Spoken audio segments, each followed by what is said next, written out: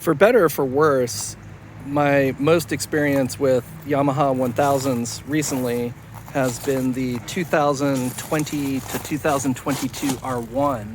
So when I look at this bike, I'm looking at all the parts that are slightly different than an R1, and most of the choices that they made are either to make this bike a little bit more affordable, or to increase the applicability of this form factor for the type of riding that it's for, rather than R1 that's really just for a racetrack. Some of the things I noticed that are very R1-ish is this oil cooler, that radiator. Those look straight off the R1. These calipers look like they're straight off the R1. Forks. One thing up here, you can see that steering damper. It's very nice that they've got a steering damper on here. The R1 is electrically controlled. This one's not, which I think is a little bit of a cost-saving thing. But again, I'm not against cost-saving on your engineering, so it probably doesn't need the electric-controlled steering damper. The older MT-10s, these were non-functional, but these are actually the air intakes right now. And then they put these little vents on the top, and the vents on the top are actually so you can hear the intake noise, so that it sounds all, roomy. You got a nice Brembo master cylinder up here, and these bars are super comfy. And quite honestly, I really like this form factor for street riding, because it really has the Superbike chassis, but you don't have to suffer with the Superbike ergonomics. One thing I noticed is that if you do want a lower bar, it's going to be a problem, because this switch here comes back into the tank. So make sure you like this bike the way it is before you buy it, because you're really not going to want to make a lot of modifications to it. So another thing is that these are aluminum rims, which are very nice, great rims. I think they told me that the R1 rims will fit on these. They didn't swear to it, but I think they said they would. And the R1 rims are magnesium, so that might be kind of like a fun eBay purchase. If we get over here to the engine, so the engine architecture is the same as the R1, 4 valves, cross-plane. It's cross-plane. The reason we do that is it lengthens the duration of time between the power pulses, which gives the tire an opportunity to recover, so you get more grip when you're on the gas. That's the theory behind the cross-plane crank. One nice thing is on the R1, all these bolts are aluminum, and they're kind of soft. So on our race bikes, we swap them out for steel bolts. This bike's already got steel bolts, so we don't have to worry about that. Let's see. So this engine, although it's a cross-plane engine, it uses different internals than the R1, and all of those changes were to make it into a street engine. So some people are like, oh, the MT's detuned. It's not that. It's that they set everything up to make more power down low, as opposed to having the power up high, because on the street, you're usually using it down low.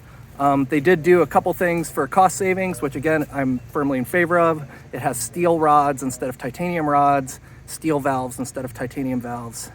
And it doesn't have shower injectors because it can make enough power with the throttle body injection, so it doesn't need the shower injectors in the airbox. Down here, that catalytic converter, I was joking with another guy here that might be the most expensive component on this bike. So we get back here, it's a Brembo master cylinder for the rear brake, which is a nice piece. The R1 has an aluminum subframe. This is a steel subframe. I think that's a really solid choice, because the steel subframe is going to be a lot more durable for obviously a passenger, but if you tip over somewhere, it's not going to break, whereas the aluminum ones sometimes are a little fragile. Back here, you've got your rear wheel speed sensor. One thing that's interesting is that the swing arm has enough cutout to slide the axle back. Now you can't do that without putting a longer chain on it, but I was kind of thinking it's pretty wheelie prone, so I mean, obviously it's probably not worth messing with, but there's room there to move it back if you ever wanted to try that. Here's the Bridgestone tires. Mine's a little torn up because I did a big burnout earlier. when coated the underside with rubber, so that's all just from screwing around. So the frame is basically like an R1 derived frame, but they modified it so it's not an R1 frame, but they use a lot of the same maybe designs. So some of this stuff is vestigial from the R1, but it is a whole unique frame all by itself. Redline is a little bit lower because of the street bike nature and the steel rods and stuff like that. But it does have sophisticated electronics with a 6-axis IMU and programmable traction control, programmable wheelie control, and all that kind of stuff. I have it set on full power, minimum traction control, minimum brake assist, minimum engine braking, no wheelie control. We're riding on mixed conditions on mountain roads that are both wet and dry. I mean, it's got so much grip that I haven't, I haven't touched the rider's aids. It's not really needed. One downside is this is a Euro 5 motorcycle, which means the ECU is encrypted. And so for R1s, everyone found out that you can't just reflash them. It's been really hard to get the 2020 to 2022 R1 unlocked, and it's a whole thing to get full power out. I think this bike is pretty restricted, so the throttle bodies are probably not opening all the way, even when the throttle is open all the way. The all-electronic throttle that has no cables, which is kind of cool. But basically, for noise and emissions, the throttles aren't opening. The butterflies are not opening all the way when you're at full throttle. And you can feel that sometimes where you can tell like it's getting restricted. And I don't think it's going to be very straightforward to de-restrict this bike. So that's kind of a bummer. So make sure you like it just the way it is, because it's going to be pretty hard to change. This here is the modes for changing your power modes. Again, I'm just leaving it on full power. This is the cruise control. I haven't really played with that.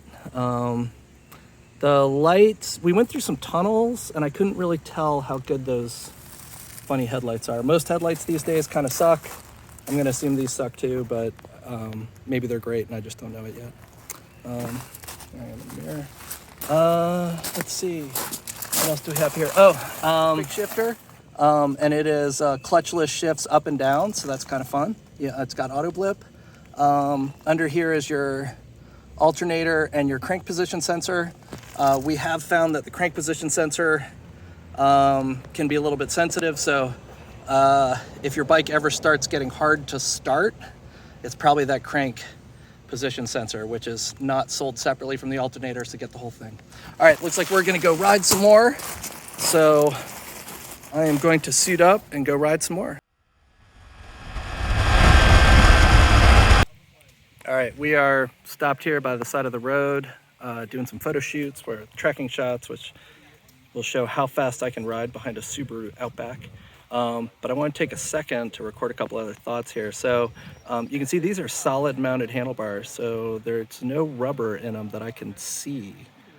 So I think they're solid mounted to the triple tree, and given that, it's actually pretty smooth. So, you know, you get a little tingle once in a while, but really it's not bad. And also, I thought with this engine, I'd be riding it like low in the RPM, but I'm actually, even on this twisty stuff, I'm a lot in first gear and just revving the piss out of it. It feels like also there's something going on in the map where it kind of kills power when you're leaned over, even though I have the TC turned off, and then you straighten the bike up and it kind of takes off. So I find like keeping it revved up maybe defeats that helper app a little bit. So these are good forks. These are the KYB, and you can see they're triple adjustable with tension, compression, and preload. We're riding the stock settings, so I don't know if it'd be better or worse if I messed with them. It feels really good on smooth pavement. I'm getting like a lot of nice feedback, and you know, we're really just kind of riding this bike pretty hard. You can see we're getting over there on the tires. But once we got on like a rough road where that had a lot of ripples from the cars lifting up the tarmac, then I could start feeling those ripples. Now, does it matter? No. Did it matter if I could go faster? Not really. But I did notice those ripples. So I don't know if I could mess with the settings a little bit to get rid of some of that, or whether it's a case of dampers.